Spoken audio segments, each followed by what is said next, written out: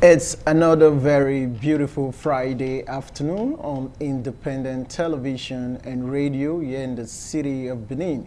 My name is Kingsley Okoje and the program is Issues and Voices. Coming to you courtesy Network for the Advancement of People with Visible Disability. NAVID is a non-governmental organization that's based here in Benin City that is advancing the rights of persons with disability. Today on the program, it promises to be super exciting as we have a wonderful guest in the studio. Don't forget, we are on our inspiring series. Last week, we brought you a young lady who rose from arches to become a successful lawyer in Benin City. Today, Kindness Idahosa, Esquire. Today, I have another inspiring story for you. A young man who lost his sight but found strength in his hands, and today he's a craftsman. He works with the Edo State School for the Blind as a craft instructor. But before I go to my guest in the studio today, my sign language interpreter is Goodluck Omusi, doing justice to our deaf community. Orobosa Igbinowaya, welcome to Hitches and Voices. Good afternoon, Mr. Kingsley. Good afternoon, viewers and listeners at home. All right, Orobosa, without wasting much time, I want you to detail to us your journey from when you lost your sight and how you were able to navigate that experience. Just take us through that journey. All right, thank you very much. I lost my sight when I was very young, years back. So there was no hope of continuing education until some years God Almighty brought me that in His mercy. I was able to locate school for the blind. And after my primary school days and all that, I was able to find my way to vocational schools where I went to learn craft 2011 and 2016. And after 2016, 2011 was just a scratch. 2016 was advanced, and after then, God Almighty have really helped me in the craft work and all that. That is how the journey have been. All right, you just rushed through it, but I will slow you down a bit. Right, You were not born blind. In No, sir. the disability community, we call it, you are not congenitally blind. Yes, sir. Meaning you acquired it in the course of life. Yeah. How was that transition for you? As someone who could see and suddenly, for whatever reason, you lost your sight. How did you accept that transition? Well, it was not easy. I lost my sight when I was still very young due to, how should I put it, ignorance in the part of my parents. It was a cataract. So as I was coming up then, you know, I was in the village when they break those kind of native medicine, apply it. During that process, it damaged the two eyes. That's how I lost the sight. And after then, there was no hope. I was at home for all these years and doing nothing. But Almighty God that is always making a way where there is no way, He now brought me out to light. That's how the journey of life started, part 2. Did you, at a point, doubted yourself? Because today now you are a success story. Were there times you felt it can't happen? I mean, many times. This is just how it's going to be for me. Many times. See the way I'm repeating it. I never believed that what I'm doing today, I can do any of those things. I never believed that I can also care for myself, not to talk of someone that I now have a dependence. Because when I lost my sight, I never come across any visually impaired person be successful and all that. So imagine living in the place where there is not any other visually impaired. You are the only visually impaired among them. You are just more or less like an half caste. That you are a bad luck, all those kind of talk and all that. So to God be the glory. In His mercy, God brought me out. And I also appreciate God Almighty. I wish I did not know Christ. It will not be easy for me. If Jesus Christ that called me out of darkness unto His marvelous light, sorry that I'm going into religion, I'm telling you the true story of my life. It is the church I was attending then that brought me out, that said, no, you can still do something useful for yourself. You can still be useful to the society. That is how the journey started. All right, beautiful.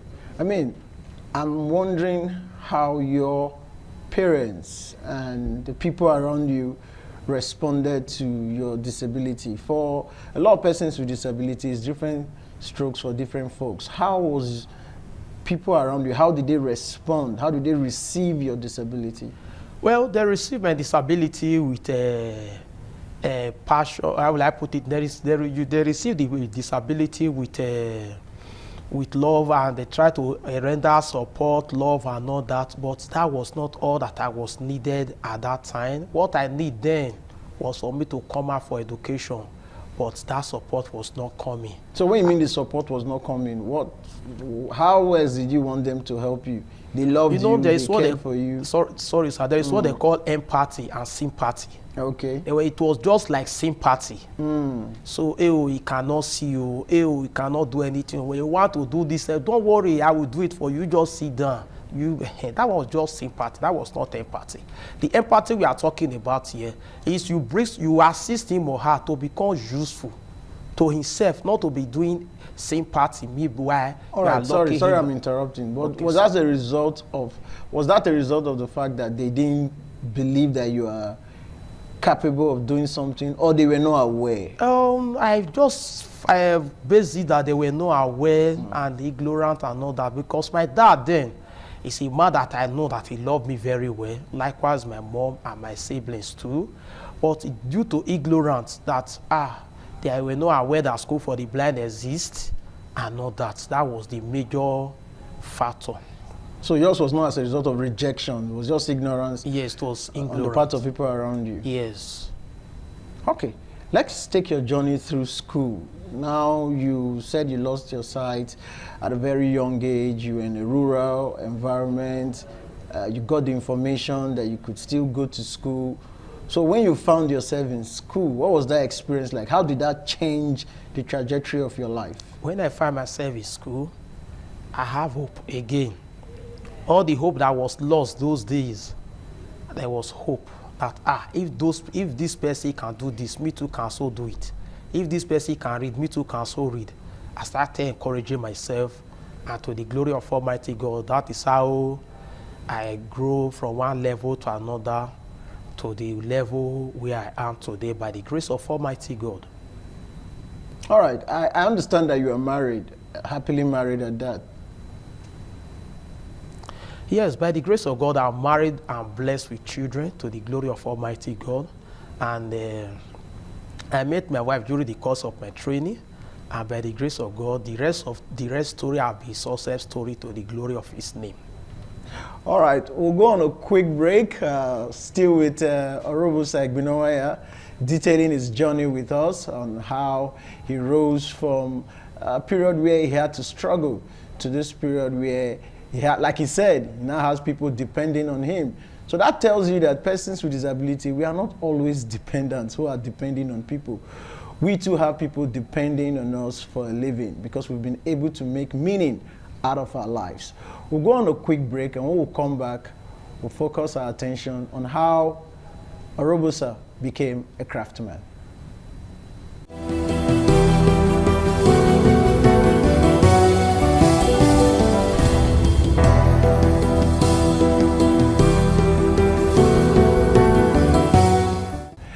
All right, welcome back. You're still on to Hitches and Voices, reaching you from independent television and radio. Like I always say, we are broadcasting live on TV and radio simultaneously. So thank you for all those who are following us on radio as well. My guest in the studio is Orobusa Egbinowaya, a visually impaired craft instructor with the Edo State School for the Blind. So Orobusa, you lost your sight, but you still had your hands. Very well. And today your hands has become very useful.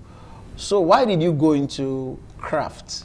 Well, by the grace of God, I go into craft at a result of let me diversify a miss. Let me just put it that way, because the support I was expecting was no longer coming.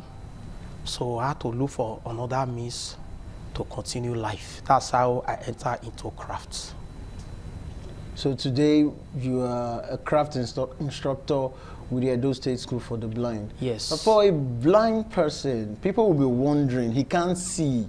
How is he able to become a craft person? No, that will require vision. He's supposed to see what he's doing. What would you tell people like that? Well, what we tell people like that are watching us now all over the world, despite that the eyes is not there, but every organs of the body, they are still very much intact. So whenever I'm doing this craft, I always go around to be counting it. You have to do with a calculation. And mind you, when you miss one, all your work will be destroyed. You cannot get the true picture of what you're supposed to get.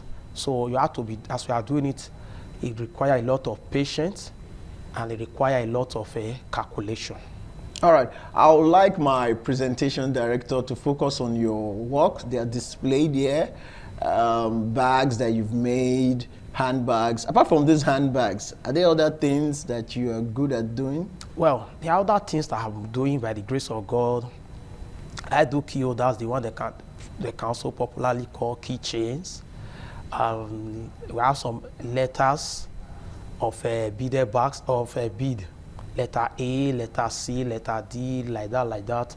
And beaded bags for ladies, as you can see, the one displayed on the table. Flower vase, I've been doing flower vase before now, but it get to a time I stopped doing flower vase and all that. So that's how the bead work. And when we talk about bead work, bead is a broad word.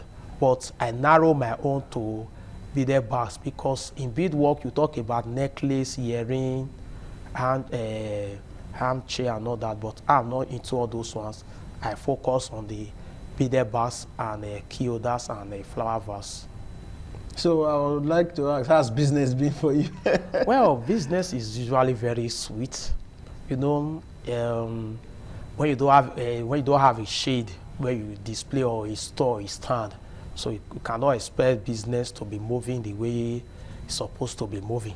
But nevertheless, the Lord is faithful in his mercy. And whenever we produce, after a while, God still helps us bring customer, and we also patronize. So that's how the business has been going. Okay, so from what you're saying now, you're an entrepreneur of a sort. Yeah. What's your major challenge doing this business? Well, the major challenge in doing it, number one, is material. And we normally order the raw material from Lagos. Like the one they are selling in Benin here, is very expensive and it's a substandard materials.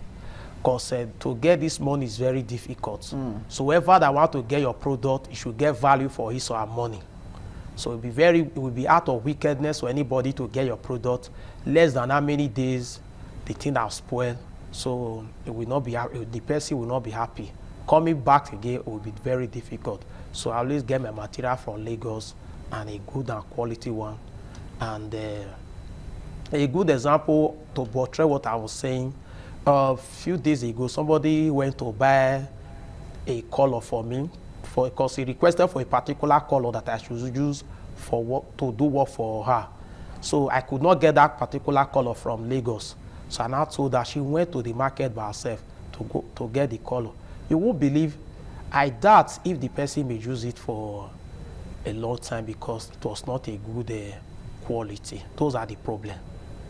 So you want people to have value for their money. Very well. So you go the extent of looking for quality materials to quality materials and quality work. And it's durable, it's top notch, does not have any rival. Yes, sir. That's a good one. I like that ad. You know, for many visually impaired persons, education is the only leveler.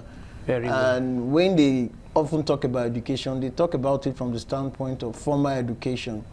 But do you think that a lot of blind persons who might not be able to go through the 4 walls of a university, for example, how important is it for them to learn skill? And is it possible for persons with disability to become craftsmen just like yourself? Because some might be doubting. It's possible, but the problem now is that the only school that was doing that for persons with visual impairment, since all these years, the school is grounded. It's no longer working, it's no longer in session. So, by the special grace of God, I believe in this. Which school are you talking about? A Nigeria Farmcraft Center for the Blind. Oh, you mean the Farmcraft Center for the Blind in Lagos? Yes. It's no longer functioning? It's no longer functioning. It's grounded for these years now. So how can a blind person go and learn some of the things you've learned now? Because you learned it from that school. Yeah. So the only school that is existing now that visually impaired can go and learn some of those skills is Oshodi. And Oshodi is very expensive, it's private. And I'm also appealing to our governor, His Excellency, Senator Modi Bebolo, that if he should also look into a vocational training center for visually impairment in the state, so that those people that lost their sight at old age, as they are, because it will not be easy for them to, it's not everyone that will become a professor or doctor or lawyers, so that they can also go into skills, and so that they can also be catering for themselves and for their dependents. That's quite sad. I mean, like you said, not everybody can go to school. Some can become very useful to society with the use of their hands. There are several vocational centers in Edo State, and I'm joining you to appeal to that it's important that such centers are also inclusive, so that persons with disability will find their way to those centers and you know, get to learn some skill. But you are in the Edo State School for the Blind. Yes. You teach the visually impaired student their Yes. craft. How's that going for you? Well, Is it encourageable? Well, by the grace of God, with the help of our HM and all other staff and the government and spirited individuals, well, it will not be easy, but God is helping us. We are pushing it small. And whenever we have materials available, we also pass the knowledge to the children too. And those ones that have also passed through School for the Blind since my session there, at least some of them, they can testify to themselves. They can also do it, or they can still do some of those work which they learned there. You have a platform now to appeal to government. Or are you getting enough funding in terms of getting materials to teach some of these blind students? Well, the materials is not really there. The materials are not coming the way it's supposed to be coming. I'm appealing to our Excellency and all our officers over there that are watching me now, that are listening to me through radio or watching me through TV, that they should please give a fund to crafts department in Edo State School for the Blind, so that we can be training and train people that they themselves, after leaving the school, they can also be dependent of themselves. Beautiful. Judging from your experience as a teacher or a craft instructor in the Edo State School for the Blind, I'm sure you would have heard story of parents being reluctant to send their children to school, parents who are not aware that the school exists. What do you have to tell parents out there who, one, are reluctant, or two, are not just aware? Well, it's very sad that you have a physically challenged child or a visually impaired, you think he or she cannot be useful. It's very sad. There is a word that says there is ability in disability. That child, you think that he cannot amount to something good in life, please just give him or her the opportunity and see the wonders the Lord will bring out from him or her. Because the Bible makes us understand that the stone that the builder rejected become a chief cornerstone. That child, you think that he cannot amount to anything. I promise you, when you give him or her the education he desire, that he deserves in life, it will become the one that will be carrying the family glory.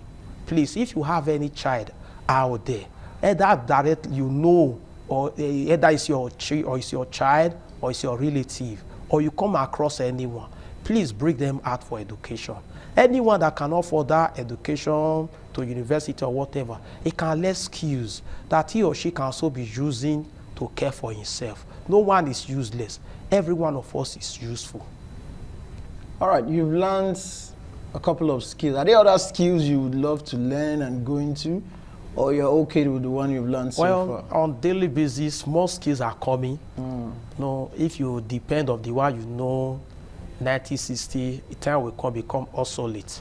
So we keep on praying that God give us the fun and the opportunity to learn more, the new ones that are coming up, so that the ones you know already will not become obsolete.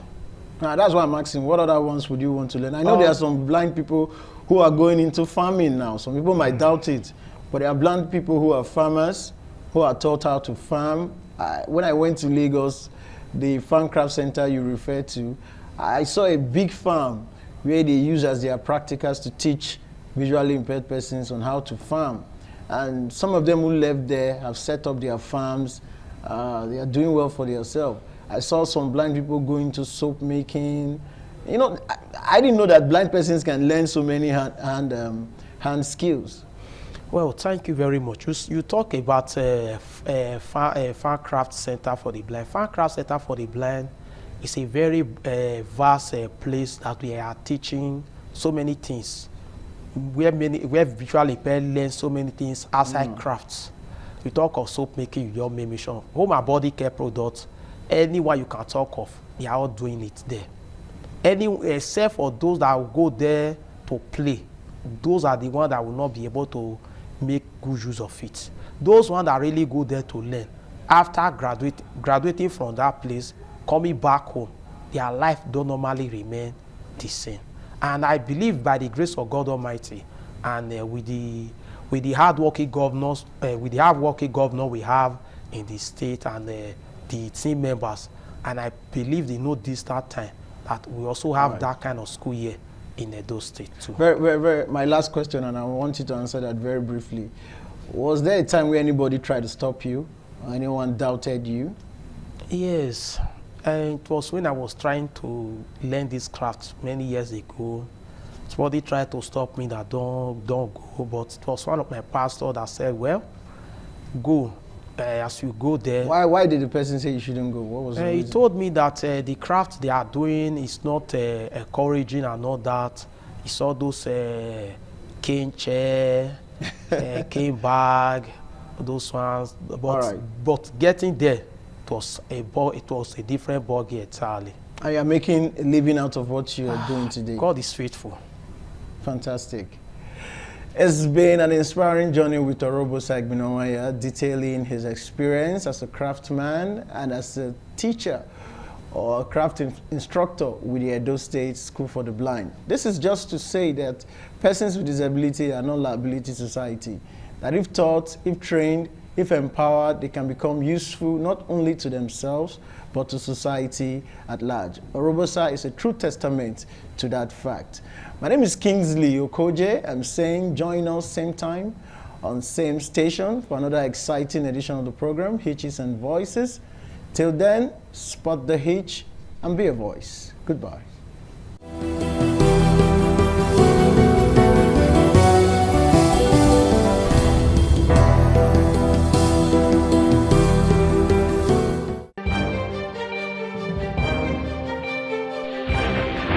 This is ITV.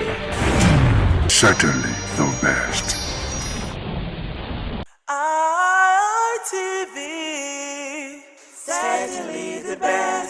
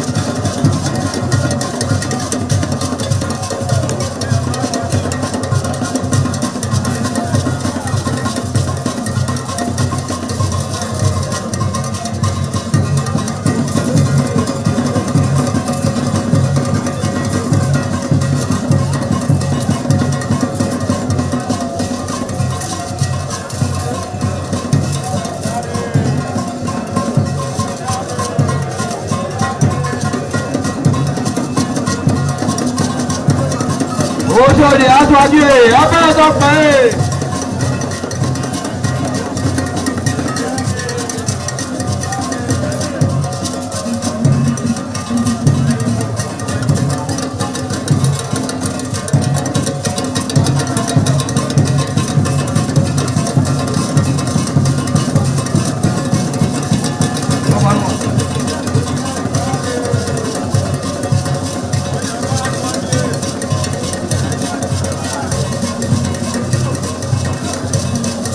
Àyàbá sọ́kè abá sọ́pà ẹ̀.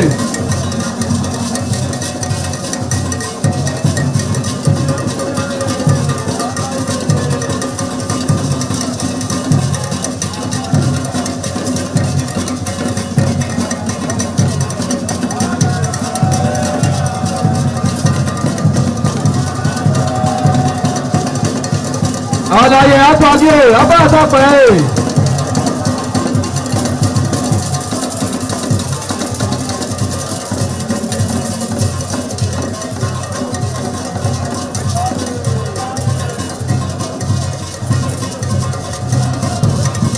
Ẹgbẹ̀túwà.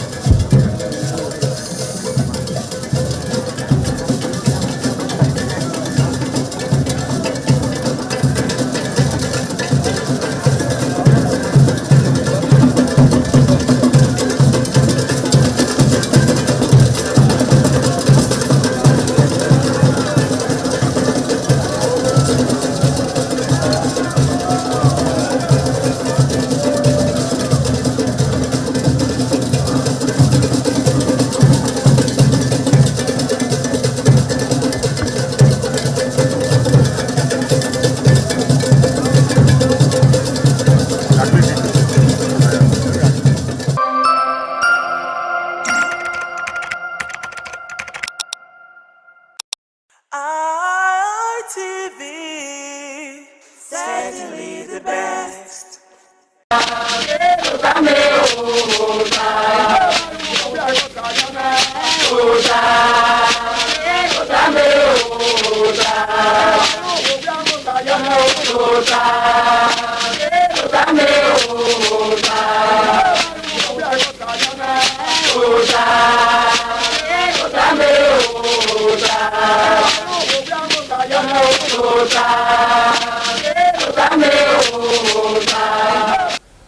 Waya bẹ́ẹ̀gẹ̀ náà o ugi bóta wẹ́sẹ̀ ni wọ́n ẹ̀dùn ló pẹ̀ wò dọ́lọ́ wáyé wà á nà yí máa ṣiṣẹ́ wẹ́sẹ̀ ẹni máa gbà kàdé náà ugi bóta náà ọ̀kẹ́ra ẹ̀ òhóòrè ọ̀hán òrè ìrìnà yóò rè ká òhóòrè wẹ́ bí ọmọ èsì à ọ̀dọ̀lẹ̀wò yìí à ọ̀dọ̀lẹ̀wò yìí à ẹni yá ni wọ́n ẹ̀ wẹ́ni n'ọba àwọn orí okwu ní n'ọba da orí àwòpẹ́ ní n'ọ̀wé bá èèwọ̀n ẹ̀wù orí wẹ́nà rékọ̀t wẹ́ òwò èmù ẹ̀ yaba orí police station àdómú ẹ̀ wọ́n yá yé ẹ̀rẹ̀ dàgbé ẹ̀ máa ó máa gún àkàwọ́ orí ẹ̀tẹ́wọ̀n ní agún ẹ̀gùn ayọ́ wẹ́ orí náà ọ̀rẹ́ wa rẹ̀ tẹ̀wọ̀n pásọ̀ kábàánù ọ̀nà mọ́ Iwe donogo me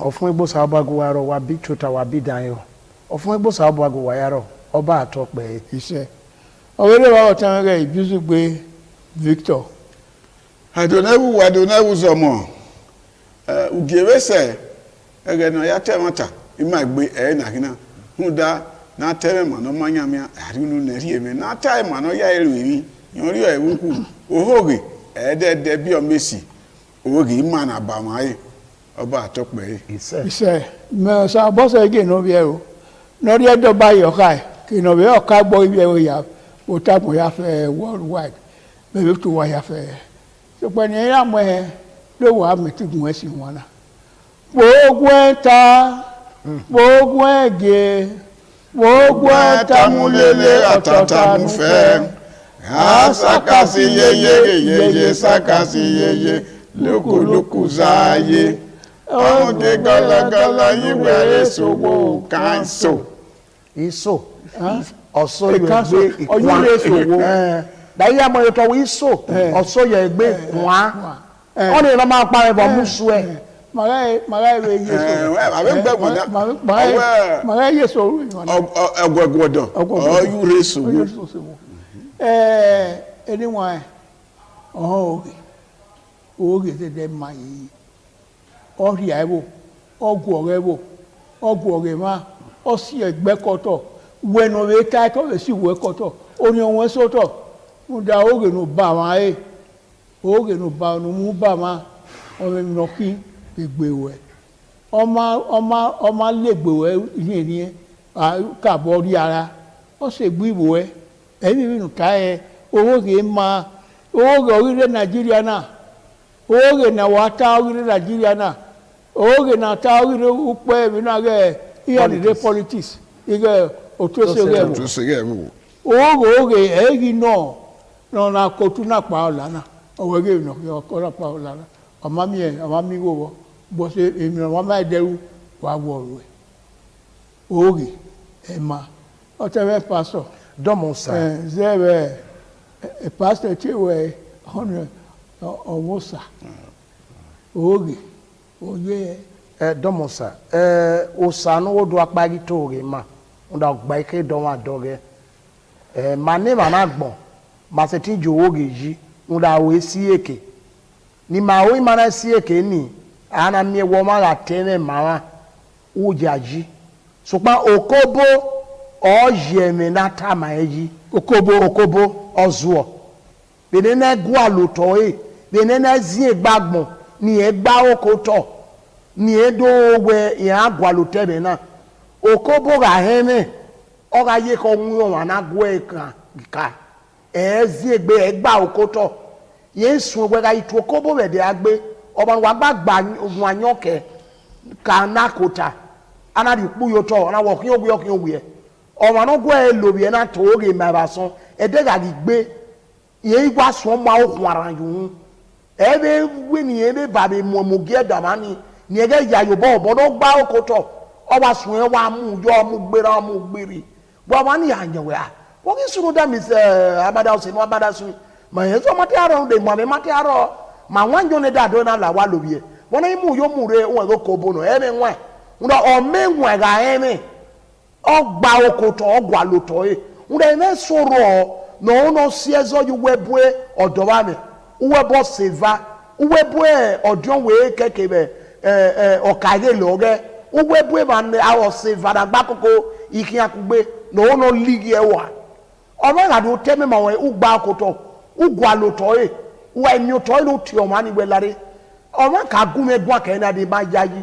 So ọsẹ negi awẹkin i ọsẹ nagbada yin wẹgbẹ ọsẹ agbọ gẹmi ne nọmata ma mẹ ìgẹlẹ gba akotọ ẹdi ọgẹlẹ nọ egbe mi ni mala awowo kí wọn wẹ ni kí wọn bọ mẹ ikọ ma wa gu ẹgùn a ọdọ náà sọ̀rọ̀ ìwà ìva wẹkpọ ńdọ ọhún oge yẹn kí ebe sọ̀rọ̀ na wàá sanna baba náà yà gu àlọ oge tó taba mẹ egbe ma mi ri ọgá ọdọ wẹ ẹbọ ìvẹ yọwọ bọ ọgá ẹnọgì ẹbọ ìlìrì yọwọ bọ ọgá ọdọ náà yà wà wẹ ti yòókù ọpá yìí unda wekɛ emi oko oge ne uga mi oga mɔ kaka bɔ mɔ nuwɛnu mi kena mi oli ɔba atɔ kpɛ ye. ɛsɛ oge ma gba kaa ni ŋua oge emi nɔki edɛnja nɔkua eyi nɔ wa eyi nɔ wɛwo eyi nɔ wo tu ɔhɔ oge adi ɛhu emi dan eyi nɔ ɛma yeye ɛtɛmɛ.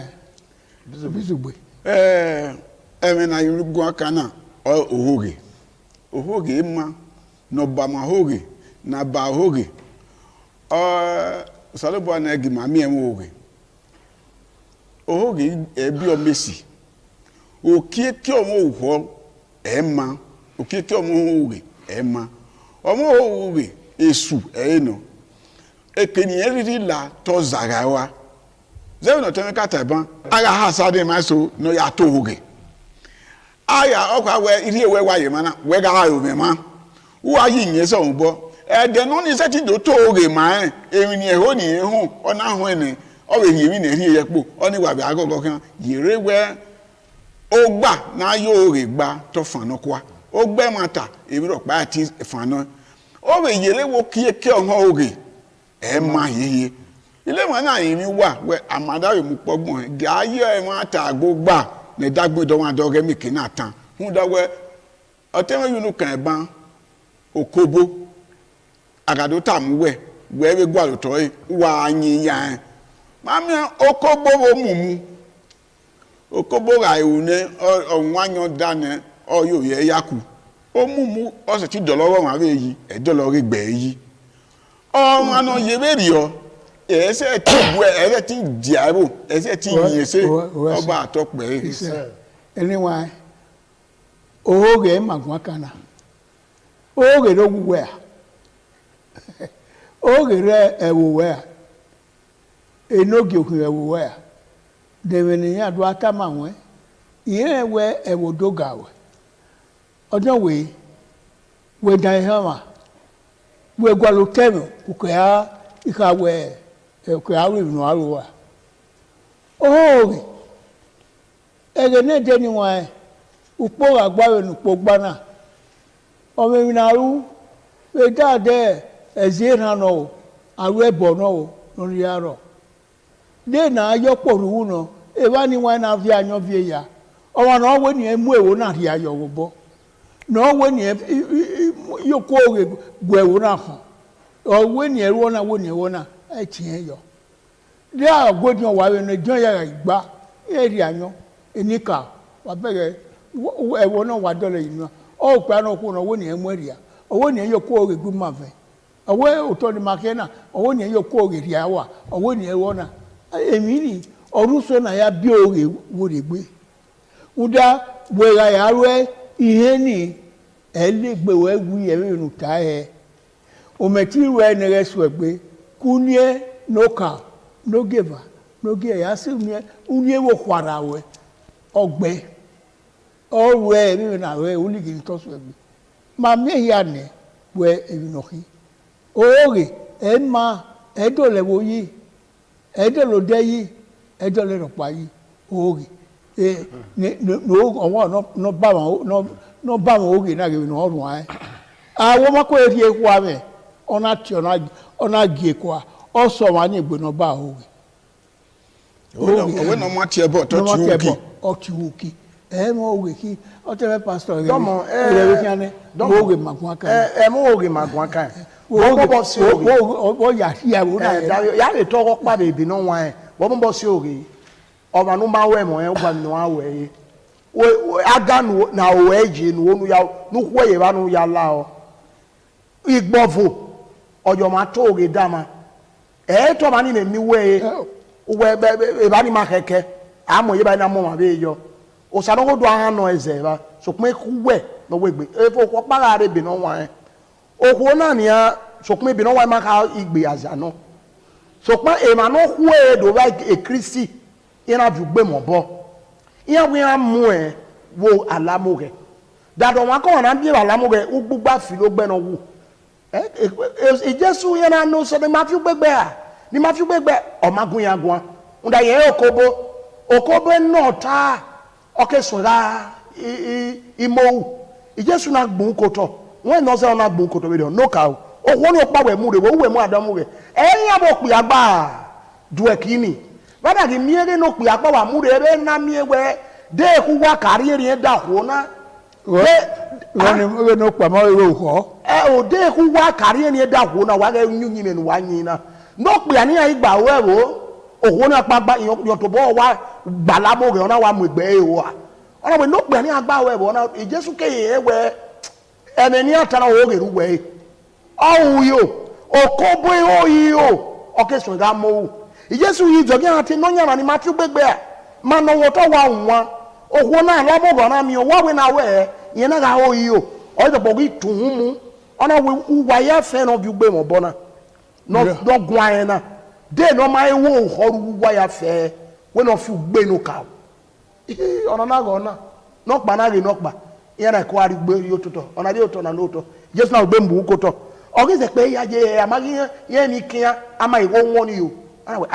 oge na we ona ibo ni no ko na we e ma no ju gbe yasu we si ma wo owo na be tu mo wi ogwe no kparapa yire ma no nyama just na we ahia eyi we do be ona we yabo ari ko ni yakpa o ma ga ba ma oge do tama we kakabo we o ma no ku we go no oka we bo ma ni e mo oge bana ni etem won na bi ku ya eva ka ye nu we ya oyi o we imaya yi ogwale bi no ya va egbe babe ni no ya oge ijo egbe okobo no ta e chema we here we ga okobo odio we here we ga agwalo teni uke ga nyi meri okeke gare udu ati ima hu ndami samada suki o wa do ba igbinofia ore mame mi na wa ore mata no ire wa mu igbinofia na mu ye pupo ni keke ire ni e ba o do ran iya kin no tebo na fo we ka gwalo teni ne uke ga kare we oba atokpe se anyone egebe ki abwane oge e magwaka na we no ka ele no do aro ni no rona we ka ba ma oge ele do lawa wa we ka ba oge ko do lawa eri o wa be ba we oge eri wa no suda oni wa enwa ni enwe de u me ka ba ma oge we na we anado aba we enika o wa ka se enwe abe nika o tima na yeri o wa si no wa se wa ge aro so pa iye soro be wa wo kagele ya wa ezezo no uwa do mewe ni nwan ni wa ge ebi masin abo otona kin uwa ga o se so bora opolo loso na bora ari ene so a e ma so video o wa we ro o we a de ni ari ai ya be ni e ki o so se na o we ri egwa o eni awa iwo na o ya ru emi eso o ya la to na ma de mu ne o ya mu hie o wa be fie be la dia o ge na ba ma e o wa we si eni wa na me we ne ma na do so bi aba e wo na ba gbo oge e wo ni eduna egbe ya fe na hie owe be aro ebe ka di ro ati ebe etisa ro gidon ri aki o logo kwa ya bagbo oge iya ni eyan we muye police station se pe ni akata si eyan ezozo oro ezo ga we rewo be rio awe gwa lo to e ni wa ezo na wo ya fo akin aladin ayo awe ge hu na we wo le so se wa no ekinori akin o ezuloko no ezoka no aroto no awejo no ebi ni mayake awe do be nede wa egwi ita o no o da jaji o ma egwi ro po ma egwi o ta gbo ya fe no ina wi ro awa mi e wo na ma mi wa ite ikeferi o no ki emi ni o no yegu gbina do na ro ko ye wo anehu no wa ho anehu no mo oge ne ma ba ma emi ya fe berio ma ni wa abe ejon we ni makabe ta we no we karele o ma esu egbe o karele ya kin lo to kin lo kun we ojo we ma esu egbe oba ma won ya kin lo to ya kin lo kun o fi oye po wa ye edagbon won uda we ma mo ba uda mat oge we adota emi ni uwe bene mota wa kia do wogele wa so igbe obuse wa heme no bata ni wa uda moi we na aro nebe ma agbohia wa be bege salomon ge na duna ni ma oye na no duna ni ma ni wa e ma ne hu yi duna o duna ni ma ya ola wo wa re ibagbo oge ma eye wo ni otame disugbe kene ho ni riete bo oge we ma ya ka mo he ba anawe emene mata o wana ri ba oge bo ke no we do o na ge na ave ti tagbo nu akem na we do o ene do ya gwa lo to e do ta dere mata ta no ga u lame na ya mo eme na ihe ban awe ma yu lame ara me wa ba we oge asien tumanika o neru oba osa baba yeme na ihe rora owe no mate ebo o ti uki mama wana ba oge we na ya hewe gbo o ewe no kan we me agbon ile ma tu e abeteme ni re e kabetu wa ge oge gwegbe yin wa ye mata gwegbe yin na mi kin na to na mi gbe ahen aro ewo ni odo dangme odo hen oba atope ise oge ke sin la e dagbon ma mo dawe no timata e bange Victor Ibizugbe oge sin oge be guoge e dagbon ma ogwoge igi owa we ga ta uga ligi we ga gogo owe you kodo zuo o ka ge yin agbe o ma ikene na gbe wa e o ga be so igbe o se gbogi o ma e do be we ga do ne igu toge ya mo mani yupore unda mani ya iyo we bo mi e bo gbe bo e na ma mi agbede o ga pa bare ba ba itabona ya mo ene we age wa you be varo otene oga ya to mani no oga to mausa oga to maso oga to mavan oga to ma obi ode oga to ma da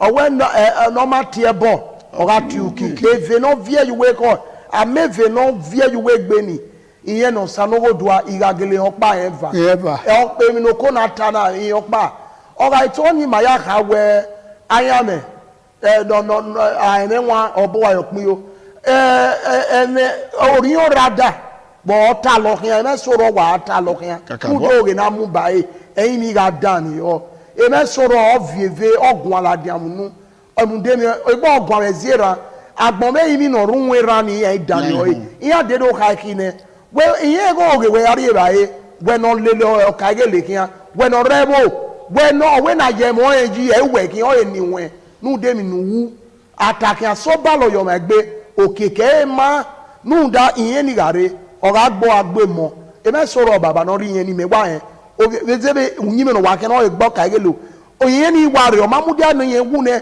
ona ka sun be gbo mo obi ona ya kinke ona be la no giver ona ya kin anye o ona la no gia ona ya kin no zuwa ne ya de ibesa yera gbono ba mi yina ba mi o ba lo ni ona ba mojo wa wari ayo egbe ona ye meso ki o meme no ma o pa eva wi e ga gele e be soro be no timakata be ene nwa si we o ma na duyen ona wi emi emi na ga ikobo ye ga lu emi nara ore igisen ya gwa lo to wi ga gele o pa eva be mi no wuna o we ge ni o ma ni mi egbe na la wo wege ga gogo wesi o balo ye dagbon wa nu de okeke o ho ma oba ga tope ise anyway ya iwe oge e magun akana e mo oge ye e ma ye ba ma oge mu da we ba oge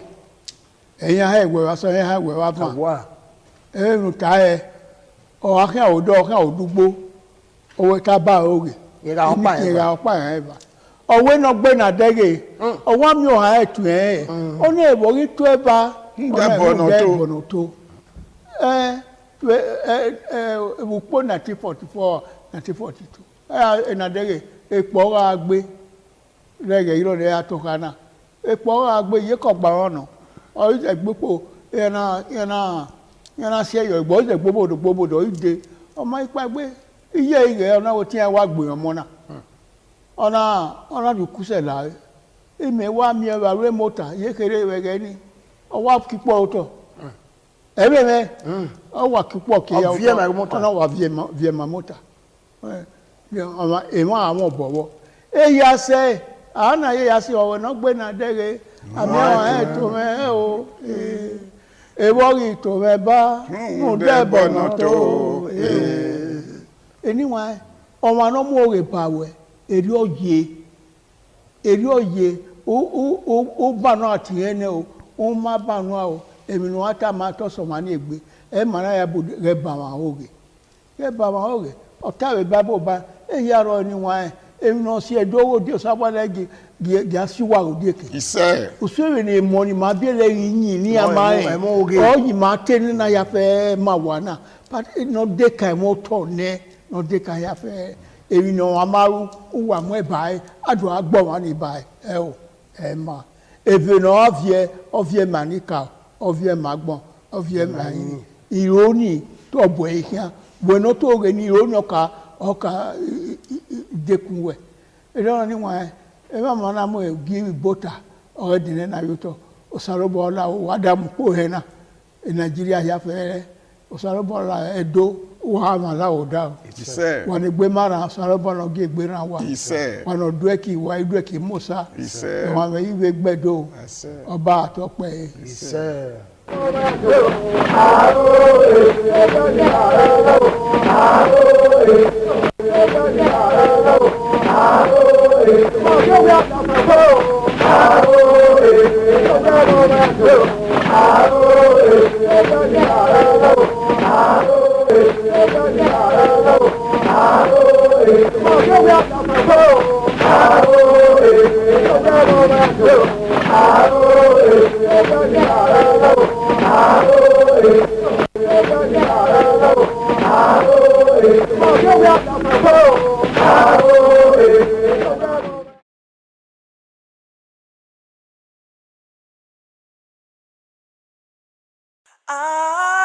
ITV, certainly the best.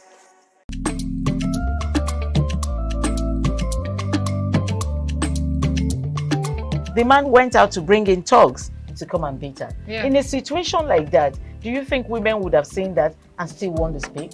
Bully, we're talking about. That's what I said. So when they bullied her, if she's not bold enough, she will shut up. What is your advice for girls out there that are so desperate to be married? We women, we have to be really intentional about our parenting.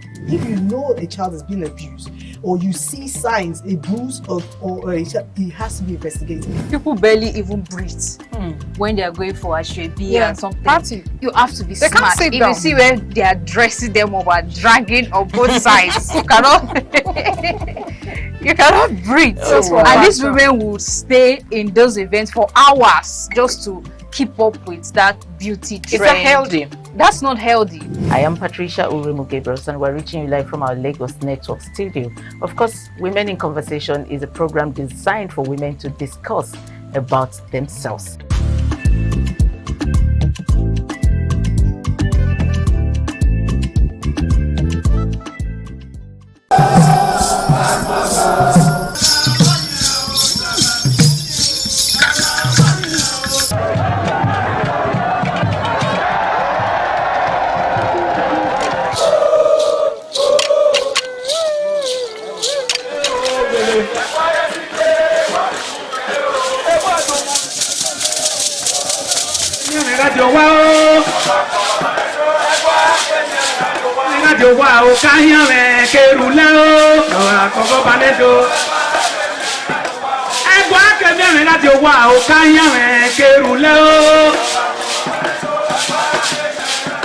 Omonoma Nedo Ukwakwalopolo Ewai II, Oba of Benin, performing during the 2025 Ododua Festival.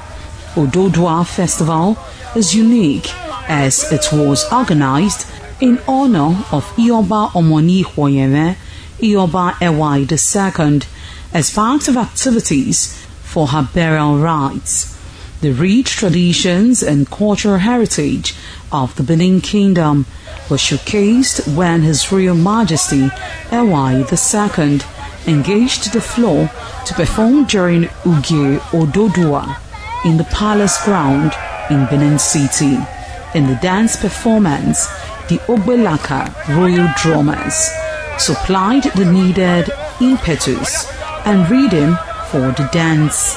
However, tributes are paid by the head of Benin deities to the monarch, who was the cynosure at the event.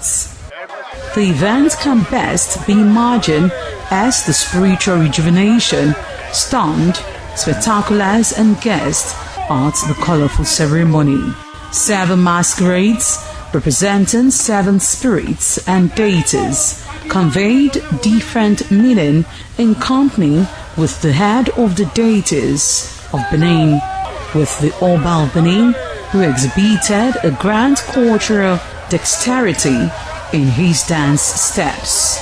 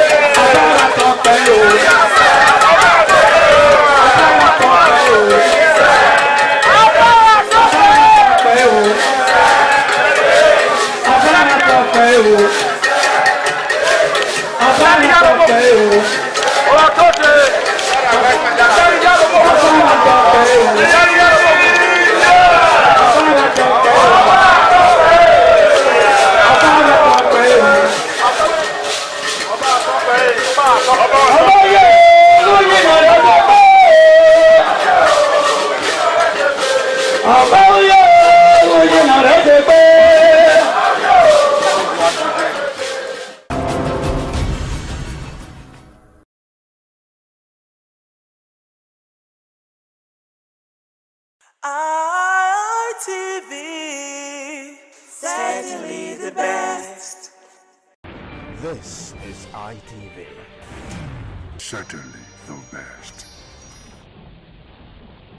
Love, crush, and infatuation. Now, these are three terms that have similarities. But you see, it all depends on the perspective from which you're looking at it.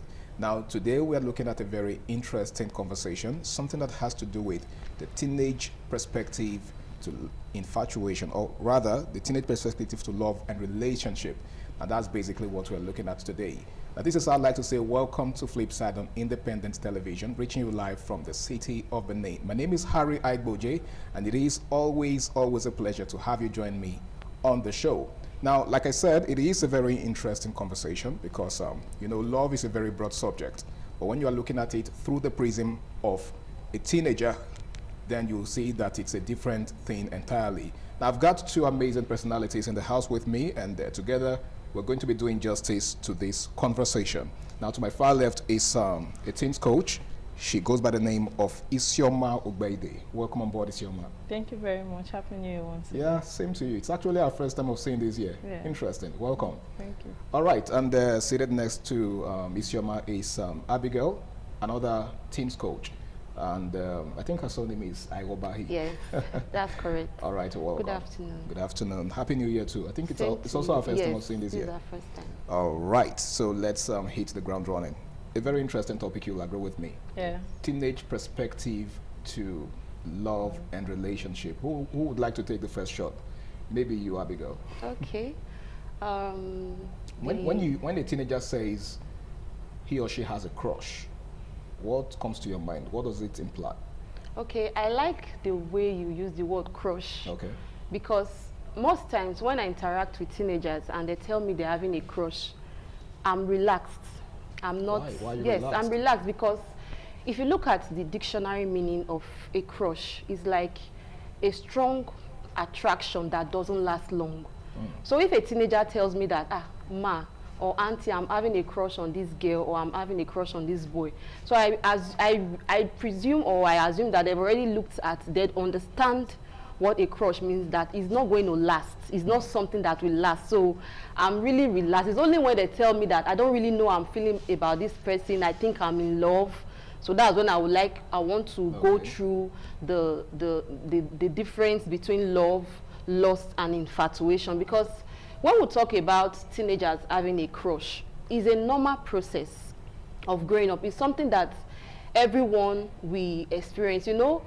With the onset, it's a phase? Yes, it's a phase. With the onset of puberty, it's normal. You know, there are so many changes that is going on in the body of a growing adolescent. Physical changes, emotional changes, and social changes. So one of such emotional changes that they begin to notice the opposite sex. Now, if we even bring it down before they get to that, because when we look at adolescents, maybe around the age of from 11 to 19, if we even bring it down, studies will tell you that even children below as early as 6 years can experience a crush. Yes, as early, but it's just harmless. It's not something that's serious like when they get to around that age of 9 or 10. So you know, kind children, of fascinating. It's fascinating. Yes, imagine a 6-year-old or 7-year-old it is having a crush. It is. Sometimes it may be that if for instance, if you notice that your child is constantly talking about it, but it's the way they're having it for younger age. It's not like that kind of sexual attraction like maybe the way adults will imagine it. They just like this person. Sometimes maybe that person is a new student in the school. They are interested, they want to be friends with that person. They are 10 because I've noticed it in my child. It's something that I have kind of, I had a first-hand experience. Like there was a time my son was always talking about this particular, the name was always on his lips, like this particular name, but after some time I didn't hear the name again. So the phase passed. Yes, it's a phase. So but as they grow, as they mature, that feelings may begin to grow strong. But like experts will say, most of the feelings that teenagers experience at that particular stage, because it's a transition period. There's a lot going on within them. Their emotions are high, their hormones are high. So most of the feelings they're having at that particular time is not true love. It is infatuation. So if a teenager can understand that, okay, what I'm experiencing at this point is a crush, so I believe that they will not want to act on it immediately. They will want to just give it time, because that's what we always encourage teenagers. If you think you have feelings for this person, why don't you give it time? Give it 1 year, 2 years, 3 years. If that feeling is still there, there's probably true love. Because for infatuation dies with time, but love peaks. You realize that it grows over time. So if my teenager tells me that they're having a crush, because even if they tell you they're having a crush, you have to give them ways on how to manage it. Not just, okay, you're having a crush, you laugh over it and you just forget about it. You give them, you groom them, you teach them what they're expected to know at that particular time. Sometimes when I talk to my teenagers about having a crush, I let them know that it is normal, it's a normal part of growing up, but it doesn't mean you need to act on it. And you don't even need to let that person notice, because there are times the person will not notice that you are crushing on them. What about if they also reciprocate it and they begin to ask you out, or they're interested in you, they want you to, they want you to be their girlfriend or their boyfriend. So it also boils down to the value system in the home, because I think these are conversations that parents should be having with their children beforehand, because sometimes you might be unaware. In schools, I've been in the educational sector for a long time to see that even children as early as primary 4, primary 3, they write love letters. Wow. Yes, as early as that, they exchange. They have a girlfriend, they have a boyfriend. Sometimes you flog them, you beat them. How are they learning? Sometimes because you are not the only influence over your children. They read books. Some of them read romantic books. You might not know they watch romance. So even sometimes we say that is normal for them to experience that. Sometimes the kind of movies or the kind of content that is supposed to can also bring about that fantasy. They begin to daydream about this person. They just want this special person. So I think these are conversations that parents should have with their children on love, crush, and infatuation, even before they get to that age of 13. A big thank you to you, Abigail, for your very brilliant analysis. I would like to know, Isioma, do you share that thought? Do you believe, because she just equated a crush to infatuation, do you think it's the same thing? Is it not possible for a crush to metamorphose into something solid? Okay, so equating crush and infatuation doesn't mean that it can't evolve finally to love. But I would like to put in this analogy when it comes to the issue of crush. The fact is that these emotions, like you already rightly said, they are part of your normal development as a child, going into teenagehood and into adulthood, because you will need those emotions much later in life to handle relationships, even in marriage and all. So first baseline is that it's not wrong for you to have such emotions. But again, because at that time, your maturity level might not be able to handle certain responsibilities, that's where that caution now comes in. Because even if, of course, that you know that you have so much money as a parent or you can afford a car for your child, you wouldn't give your 6-year-old child a car to drive. True. Doesn't make it that that child doesn't need a car, but at that time, you love the child less. Yes, and doesn't mean you love the child less. So for the mere fact that fine, you are having this infatuation towards this person or having a crush towards this person, doesn't actually mean that at that time you really need to now go all in to get totally involved to the extent that it now begins to distract you or anything. Because really, true love is not even about all of the feelings, like we know. There are things that will come up that will challenge those feelings, and if you are not ready for it, it will cause a mess. It will cause a mess. Now, how do teenagers define love, and how is it different from attraction, Abigail? Okay, from a teenager's perspective, because I'll be speaking as a teen mentor from what I have seen. You know, as I mentioned earlier, this adolescent stage is a very peculiar and unique phase for teenagers, and there are so many changes that is going on in their body, physically, emotionally, and socially. And the thing is that from the perspective of a teenager, when they're having that feeling of attraction or this infatuation for someone, most times they see it as true love.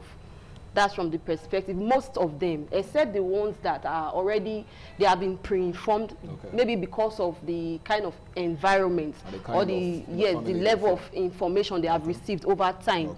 But sometimes, because that feeling is so intense, you know, we were once there now. Every one of us, it's something that we've experienced. You'll be daydreaming about this person, you'll be thinking about this person. Like, there are times you cannot even do anything. By the time when this person walk past or you walk, your heart breath will cease. You understand? So it's like that. You just feel like this. You will begin to daydream about how you are going to wear that wedding gown. How it's for life. This is going. In fact, even at that point, even some of them, when they begin to maybe take the feelings further, they begin to date that person. By the time you begin to advise them or caution them that this thing will not last, sometimes we adults, we want to caution them. They would think that you are just saying your own. It's your own. They want to act on that feeling because you don't want them to be happy. Yes, because sometimes they will even look at you like old school. They will even tell you that you have lived your life. They will tell you that you've lived your life. You want to come out. Why don't you want me to be happy? Especially maybe sometimes maybe you are a teacher or maybe you are not married. They will say that you are a killjoy. You are not. They will have that kind of view. It's happened sometimes. Like Auntie Isioma rightly said, because they are having that feeling doesn't mean that they should act on it they should give it time. So when teenagers are in that particular phase, even we adults will try to talk them out of it. What you are feeling is infatuation. It won't last. Just some of them will just, in fact, at that particular phase, to them it is true love.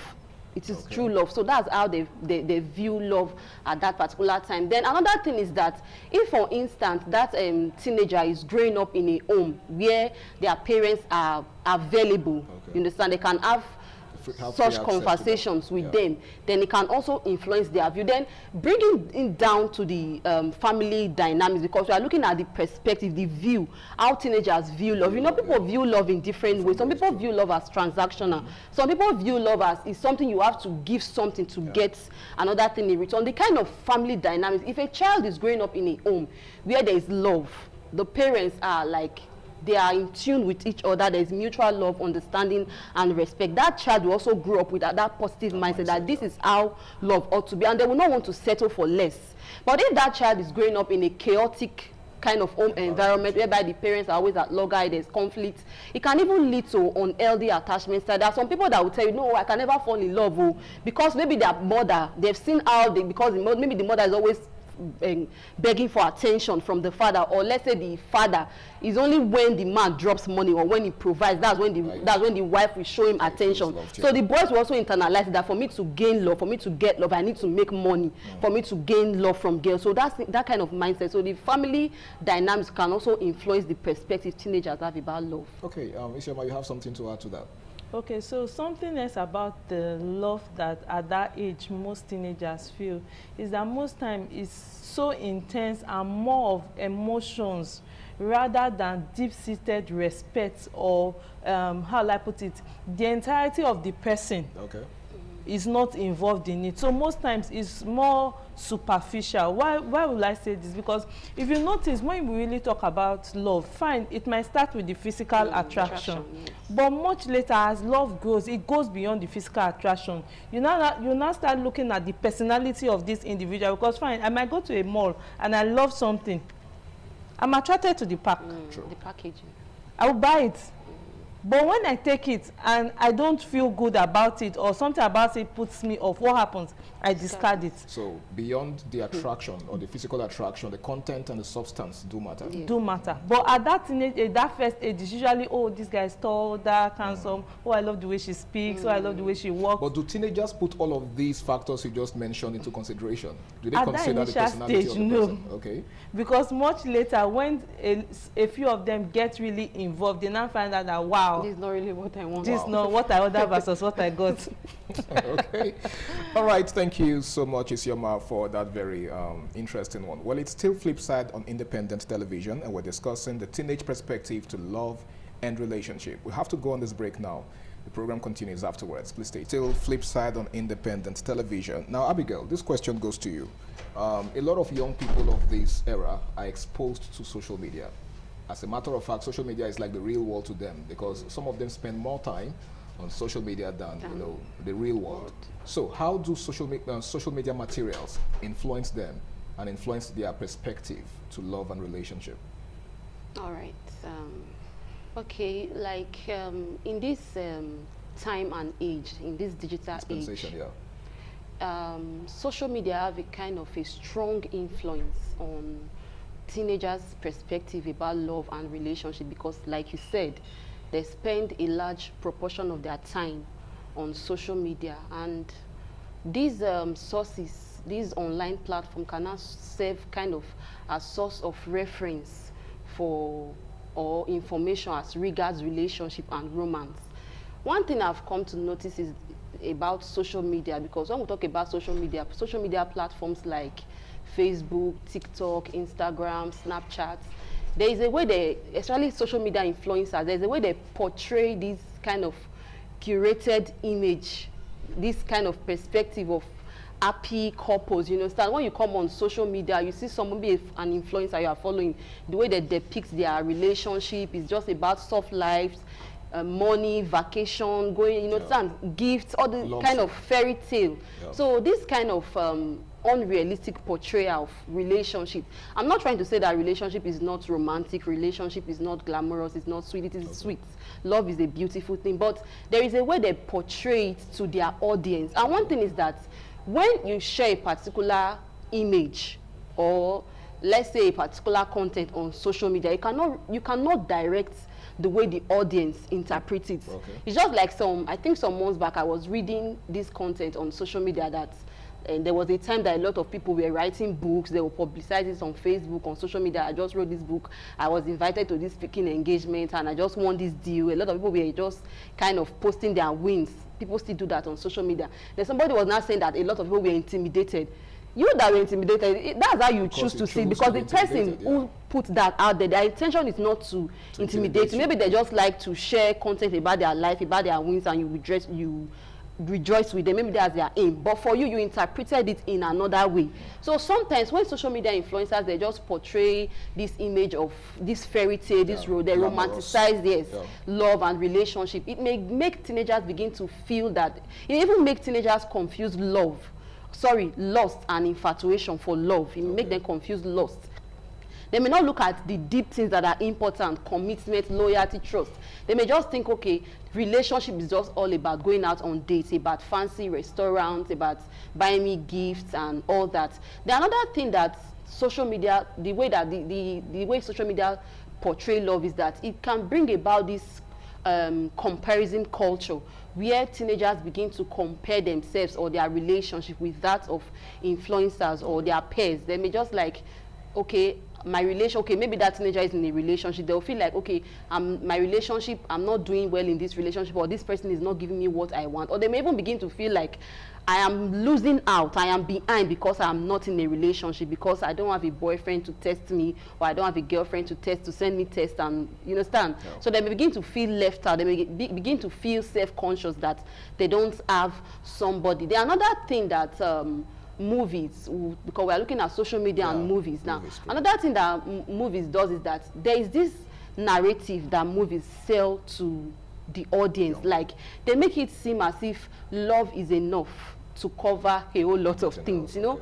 I know that the Bible tells us that love covers a multitude of sin, but that's just talking about the love that Jesus has for humanity. But they make it seem as if no matter the bad behavior of that person, you have to make sacrifices. Sometimes this can encourage or make teenagers condone abuse or bad behavior, because they feel like, okay, in that movie that I watched, the man was physically abusive to the woman, but she was patient, and or maybe the man was just like, okay, I know she's cheating on me, but I know she still loves me, so let me just understand. So it can make young people normalize abuse in their relationship. So social media has kind of a strong influence on the views that teenagers or young people have about. It can lead to this unrealistic expectation. They begin to see love and romance as just a fairy tale instead of the things that really matter, like commitment, loyalty, and understanding, trust. Thank you so much, Abigail, for that one. Now I would like to know, Isioma, how do you strike a balance between physical attraction and lust amongst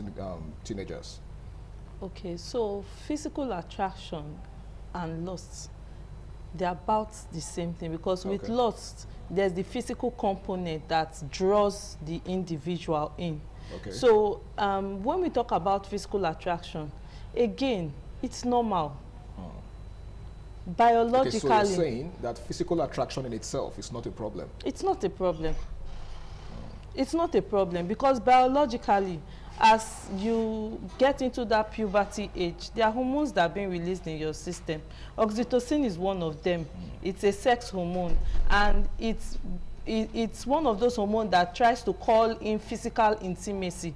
Okay. You understand? And yes, much later in life, when you get married, you actually need those hormones, but they pile up over time. And for a young person who becomes physically attracted to another individual, it's also healthy. But again, there's the line that needs to be drawn. Okay. And that's why, for me, one of the counsel I would like to bring in for parents now is, we had a meeting with teenagers, in a camp meeting, and we're asking, what are some of the things, if daddy and mommy are not here, let's just talk. What are some of the things you are not comfortable about? And we're like, they are being overprotective. And I'm like, but it's love. It's just their way of telling them. They said no. And I had to go back and go and check. Those things that we call, that teenagers call overprotective, it's just you not trusting their ability. Okay. Now, the ability to take decisions. Yes. Okay. So now I'll bring this in. So I see a young girl and a young boy talking. Fine, there are other boys in the club, but they are talking together. As a parent, that's not the time for you to come and say, "Na so boy they talk to." Do you want her to be talking to girls like? Do you want her to now become a lesbian? In fact, that would be worrisome. It should be worrisome. Okay. So for the mere fact that they are physically attracted, it's healthy. Okay. I tell my young girls around, there's the age you get to, you are like a beautiful flower. Anybody that sees it, we certainly admire. So someone tells you are beautiful, you know, I already told you are beautiful. Does that explain why, you know, some guys will, if you tell some guys that they like women too much, they'll tell you, is a man that I should like? So, well, maybe, but so physical attraction, it's okay.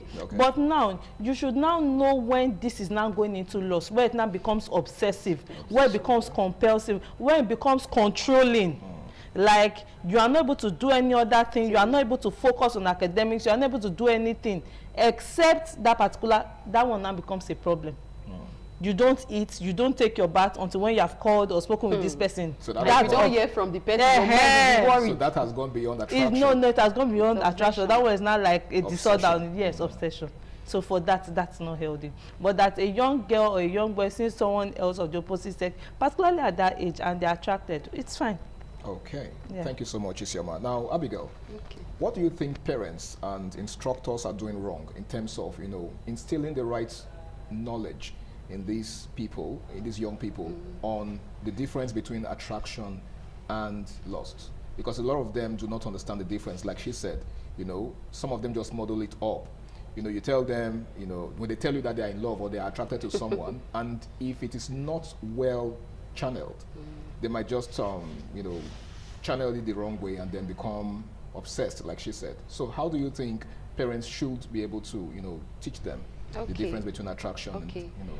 Well, I think because of my interaction with a lot of parents as a teen mentor, I would say that parents of this generation, they are doing quite well when it comes to this area. Some parents may not really have all the knowledge, but some of them go beyond the way to get maybe books, even kind of encourage their children to have mentors, either in school or in church, or get the services of mentors to kind of enlighten their children on these things. But I would say that for some parents that are still feeling like, okay, these are not things that my children should be talking about, I think it still boils down to that mentality, that mindset, that anything that has to do with relationships, sexuality, is not something that is like a taboo to some parents, because so many of us, that's how we were raised. You cannot have this conversation. But the thing is that I cannot really understand. Even everyone went through that phase. Even the parent now that is scolding that child, you are spoiled, why are you saying this, or why are you doing this, or why are you talking about love or relationship? You begin to caution or you begin to invalidate that child's feeling. But the thing is that parent was once in that age, and I would tell, I can say that at a particular point in time, they had attraction for someone. It may even be that is not even the person that they are married to today. So why are they making a fuse over it? So it could also be that they made mistakes in their own time. In their own time, and yes, they are scared. But using fear is not. In fact, fear does not bring any results. It's not a good parenting tool. Sometimes even the Bible says that thing that you fear so much, it will happen to you. So when you use fear as a tool to correct your children, most times they end up doing that same thing. So it just, I think it boils down to you having this conversation. I can call it difficult conversation, because there are not conversations that are easy to have. At times when you are even awkward. Yes, when you're even having, and the thing is that it becomes awkward when you leave it over time, when they become teenagers. It's not, they don't just get to 13, you now sit your daughter down and say, now that you are not started seeing your period, and you know that if a boy, and if you are not supposed to be having sex, and that is not at that time. In fact, sometimes some parents even leave such conversations or limit it to their daughters, while they just leave the boys to themselves. No, it's a conversation that you should have with both anything that it has to do with relationship in general, infatuation, having a crush, lust. In fact, there are so many things that you can discuss with your children, and I believe that every parent have a vision of how they want their children to live their life. I don't think that even a native doctor's child or a native doctor, yes, anybody, even if you are not educated, I believe everybody has a vision for their children. This is how I want my children to live their life. So even if you have that mental picture in your head, you need to verbalize. Don't just keep it there, because your children cannot enter into your head. And another thing is that some parents have this belief that, okay, my child is seeing me, or because we go to church, or because they attend Sunday school with me, then they should know what to do. As long as, fine, the church is also playing their own role, the church, Sunday school teachers and everyone, you also need to let them that this, set boundaries for them. This is how I want you to, because sometimes I've seen children in school, they live double life. Sometimes some parents are not even aware that their child is in a relationship. Sometimes that's why it comes as a surprise to some parents when they hear that their daughter is sexually active or their son is sexually active. Because for me personally, I want to have that kind of relationship with my child, that they will be able to discuss even difficult things, that even if they mess up, I will be the first person that they want to tell, like, I must have this conversation with my mother. They will not want to hide it from me. So I believe these are conversations that parents should have with their children. Like talking about infatuation, love, like I normally discuss with my teenagers, when you want to know the difference between love or love and infatuation, first you have to look at, because like I mentioned earlier, for a teenager going through that phase, they feel it is true love. First you have to look at the way it comes. For infatuation comes suddenly. All right, I'll have to pause you there, Abigail. Of course, I know you were making a whole lot of sense, and hopefully when we return, you'll be able to build on that. It's still Flipside on independent television. We shall be going on this break now. Please stay tuned. Thanks for staying tuned. All right, Abigail, you were taking us on a journey before we went on that break. Yes, how teenagers can differentiate between love and infatuation. So one of the, if you are, maybe your teenager is experiencing this kind of attraction and they are confused if it's actually true love or if it's an infatuation. One of the first way to identify that it's infatuation is that infatuation comes suddenly, like the feeling is quick.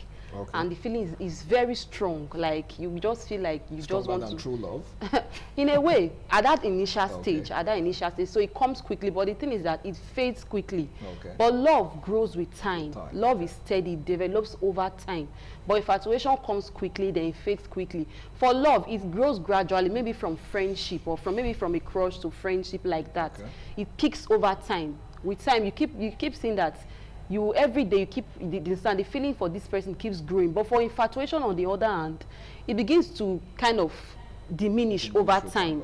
So you even realize that this person you just used to like so much, you feel so much attracted to them, suddenly you don't even like them. At times when that thing wear off, that infatuation wear off, you begin to look at the person, just look ordinary to you. You even start wondering, like, was I like, why did I even like this person before? What even what even brought me to this person? At times, even amongst sometimes when I talk to my teenager about relationship, I tell them that there are times you might even realize that that person that you're having a crush on or you are infatuated with has a very terrible character, a bad behavior. But at that point in time, you won't be seeing that behavior. It's only when that thing wears off, you begin to realize that this person has a nasty attitude. I don't even think I can even be with this person. It appears as though it's scales fell off the person's eyes. But with love, it grows over time. Then secondly, infatuation is usually superficial. It's usually based on the outside of that person, their beauty, how beautiful they are, what they have is kind of, okay, this person can sing very well, this person can dance, he can play football, or he or she, understand, it's just based, it's superficial. But love, on the other hand, love has to do with the innate qualities of that person. Fine, maybe at first you'll be attracted to, there will be something that attracts you to that person. Okay, I just like this person because he or she has a beautiful voice, there's a way that he or she talks, that's the reason why I'm attracted. But over time, you get to start. That's why I always tell teenagers, give it time. The fact that you're attracted to this person, give it time. With time, you begin to see this person's qualities. So love, most often than not, is based on values, the values of that person, the character of that person, their personality. Yes, it's more on that. So there's always also attraction, but it's based more on the innate qualities of that person. The another difference between infatuation and love is that most times infatuation is like a fairy tale. You begin to obsess over that person, you begin to think about that person unnecessarily, begin to daydream about that person. It may even affect your daily activities. You may even start to begin to feel insecure when you don't hear from this person. Or maybe you see them with another person, you begin to feel jealous. Love is not jealous. Love is in as much as love is kind of is also emotional, but you don't feel that jealousy, or you don't feel insecure. Love is a lot calmer and a lot safe. But for infatuation, on the other, one thing I would say in summary is that infatuation excites while love stabilizes. Okay, so you're saying that love is not jealous, so there's no element of jealousy. Okay. Because I've seen adults who are truly in love, who express jealousy. Yes. So I mean, how do you? Okay, so for that, if you really truly love someone, at some point jealousy could come up. Okay. But again, that emotional intelligence that comes with love, which is not an infatuation, now helps you to check yourself and find out, this jealousy, is it rooted in something that I feel but is not actual? So I saw this person probably talking with another person, and I'm imagining now that there's something sexual going on between them. Or is it because I feel insecure about an attitude that this person is showing me? That emotional intelligence is what will now push you to ask questions, because in true love, there's communication. Okay. You don't just assume. And then you'll be able to now get rid of... Let's not also forget that communication is a two-way street. Yeah. You might want to communicate, and the person you're trying to communicate with is not even helping matters. Okay, fine. But even then, you need to be careful, because anybody that treads that part of jealousy, along that path, will lead to destruction, both for yourself and for that person that you love. And that's why you see where some people, they say, oh, this partner stabbed this other, or this one did something harmful to the other. It was because there was a jealousy that cropped up that was not checkmated. Okay. All right. Is there a difference between jealousy and insecurity? Because it seems to be like the same thing to me. Okay, so jealousy and insecurity, it's more like one manifesting what the other one is saying. So when you are insecure, jealousy crops up. But is it not possible to be jealous without being insecure? It's possible for you to be jealous and not be insecure if the root problem of that jealousy is not the insecurity. Like I said, it could be the attitude of the other partner that is leading to that jealousy. Okay. All right. Here's another one. The issue of rejection, like I said, okay? It's one thing for you to like someone, and yet another thing for the person to like you back. You breakfast. Yeah, so what happens when... You didn't have to say that. Breakfast. Okay, so you like someone, but the person doesn't like you back. How do you handle that? And how do teenagers handle it? And how do you think they should handle it?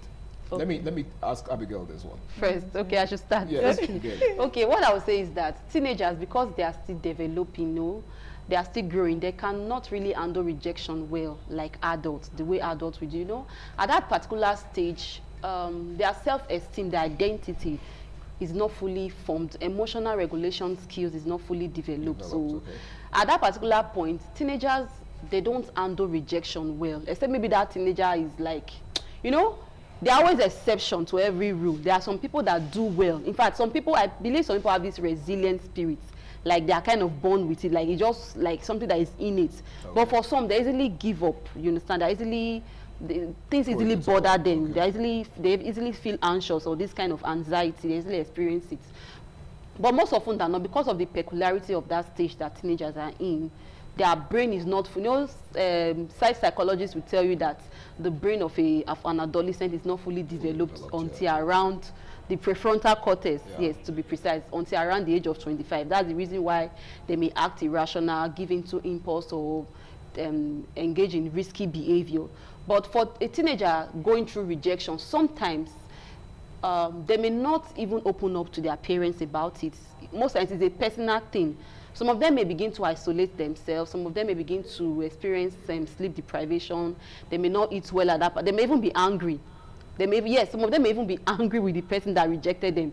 It's very common among boys. They may even begin to get back at the person. They may even begin to kind of put up this defensive act. I didn't even like her before, because they don't want to expose, kind of let their friends see their vulnerability. So at that particular point, they won't begin to make jokes or just make light of the situation. But another thing is that for rejection, a painful breakup, like if that teenager is already in that, maybe already in that relationship, and the person that they are in a relationship with, the person they are dating, breaks their heart, it may also influence the subsequent view that they will have a bad relationship.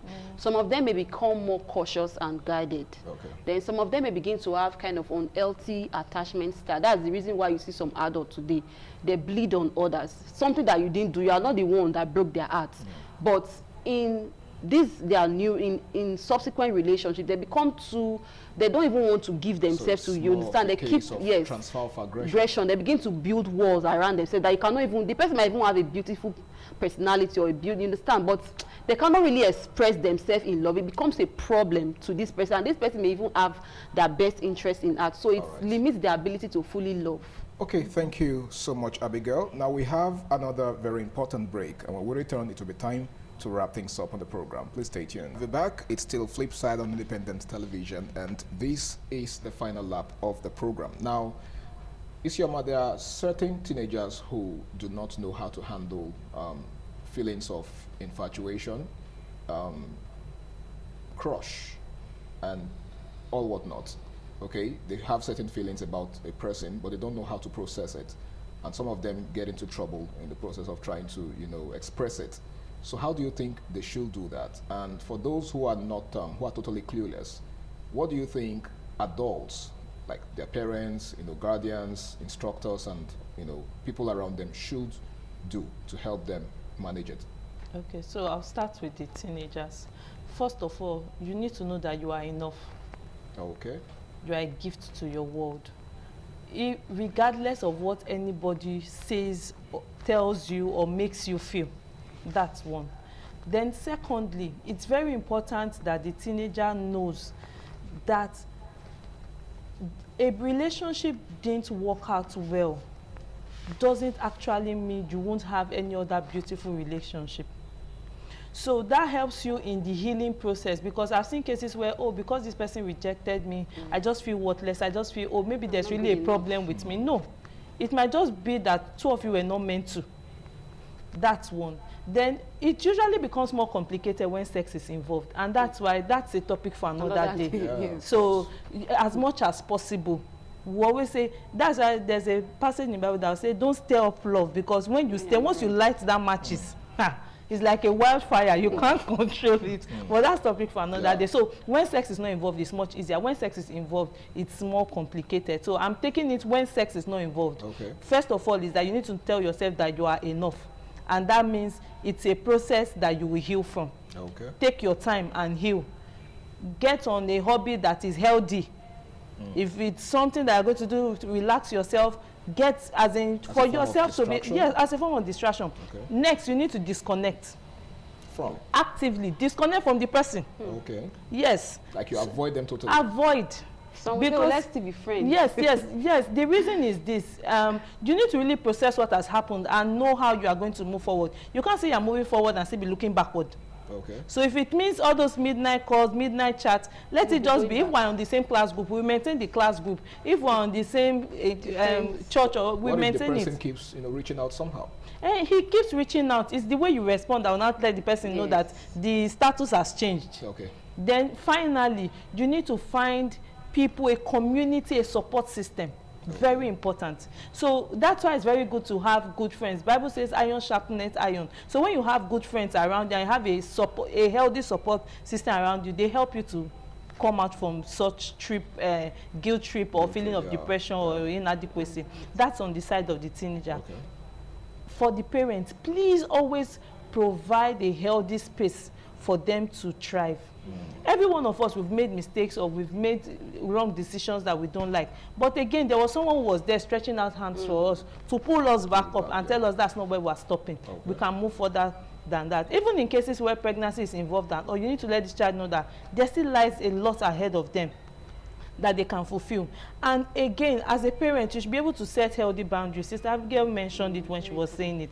As much as you want to be that parent that is 21st century and is free, there must be healthy boundaries for the child, beyond which they shouldn't cross. Okay. And then finally, you must verbalize your love for them and let them know it in your actions, in your deed. Nothing stops you from taking your daughter on a dinner. Okay. So that the next time a classmate is taking them a dinner, it doesn't begin to wind their head as though it's something out of place. Or a family picnic or things like that that helps them to know that you can actually have a healthy relationship with opposite sex without anything sexual being involved. Okay. That way they are able to manage their feelings even when this infatuation, because secrecy is the power of sin. You know those ones that you want to do in corners where nobody will see you. Those are the ones that lead to problems. Thank you so very much, Isioma. Abigail, your final word on this. The final word I would just like to give to parents, I think the foundation of everything is what matters. I know, some people will tell you that for teenagers, their peers, the social media, the society, culture have a kind of a strong influence over them. But studies will also tell you that even as with those influences, external influence, the parents, the home still have the strongest influence over the lives of the children. So what I would say is that for parents, every parent should nurture their children. The Bible says, train up a child in the way it should go. So I mentioned something earlier. I said every parent has a vision. There's a vision you have for your child. This is how I want my children to, this is the standard I want to, like your values. Every family should have a value. Like when we talk about values, a kind of a guide to principles on how you live your life. If I have these values, an example of a family value, I can have a value on, okay, I don't want my children to date as teenagers. I want them to be more matured. So I need to communicate these values to them. You don't just keep it to yourself. Another thing that I would also like to encourage parents, I see sometimes parents have these conversations that has to do with relationship, love, infatuation, sex, they only restrict the conversation to the girl child and they just leave the boys to themselves. I would like to encourage parents that whenever you are having this conversation, it is important for you to also bring the boys into the fold, because an untrained boy becomes a problem to the society. There are things we also need to teach our children about consent, even how to handle rejection. The reason why we have some maybe boys taking advantage of girls, even sexually abusing girls to some extent, is because they don't know how to handle rejection. So when you tell them no, they feel that they want to get back, I must get back at you. Yeah. So these are some conversations that we need to be having with our children. You don't just keep it to yourself, you verbalize it and you keep on. It's not something you just have in one-off conversation. Yes. You just keep it there and they just grow up like that. It's something that you have to go back to and kind of encourage them, groom them into the way you want them to be. All right, thank you so very much, ladies, for a very amazing contribution to the program. I mean, you guys have made my day, because actually I didn't think we're going to move in this direction, but I think you've touched virtually every area that needs to be touched, even though we haven't scratched the surface, because there's a whole lot more to talk about as far as this discourse is concerned. But a big thank you to you for being with me on the show. Thank you. It's been Flipside on Independent Television, and I think you've heard from the horse's mouth. These people are not just talking for talking's sake. They are actually teen coaches, like I said in opening. And I'm sure that a whole lot has been said so far, and just like the adage says, a word is enough for the wise. Now, it's not a bad thing to be attracted to someone, but what you do with that attraction is very important. Okay, it's not enough to just say, oh, I like this person. You must understand certain other things like, you know, trust, faithfulness, and then of course, what exactly is it about that person that, you know, is attracting you? Is it just the outlook, the, you know, outward outlook, or, you know, certain qualities about that person that, you know, you like? Are these qualities sustainable? Are these qualities able to attract you or keep you glued for a very long time? And these are the very important things that you must consider as a teenager. My name is Harry Igbo, and until I come your way again, same time, same station next week, do the right thing, stay out of trouble, and bye.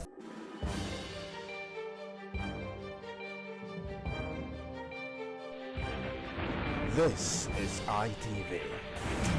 Certainly the best. ITV, certainly the best.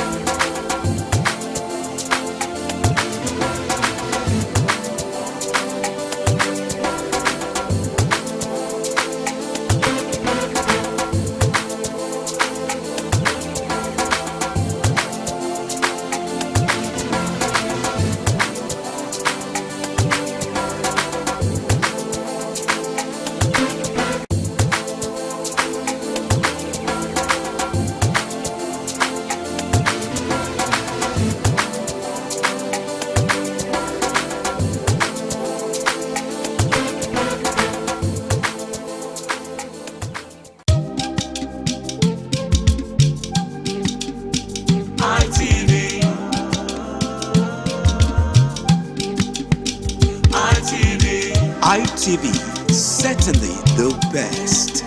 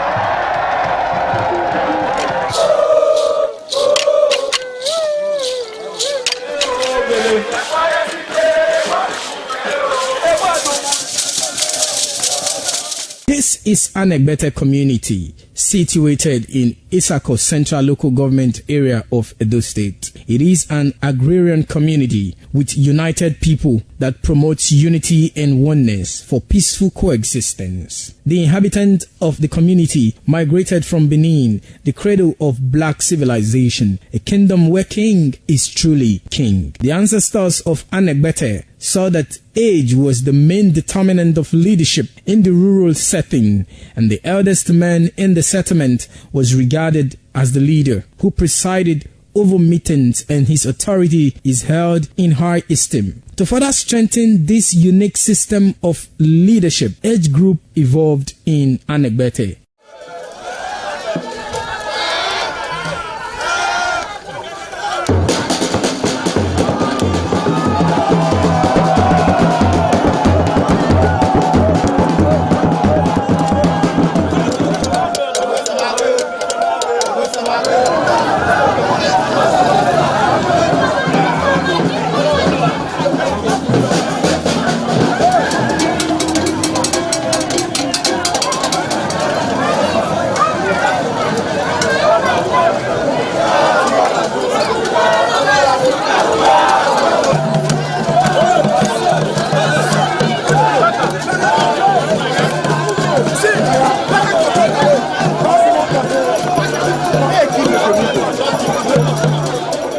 In Anegbete, age group is categorized into two, that is, the common and the noble. Anegbete is rich in cultural heritage, as the community at noon saw the commitment of the festival with the first set rolled out in beauty colors to showcase their might and strength, indicating their feet and ready for the responsibilities behold on them. The streets in the community with a feed up of young men and women adorned with the festival. Later, the royal family takes the stage as their children fight out royally and work in the community to showcase their might and fitness.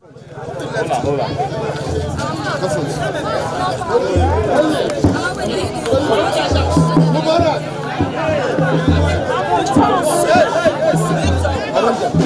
on.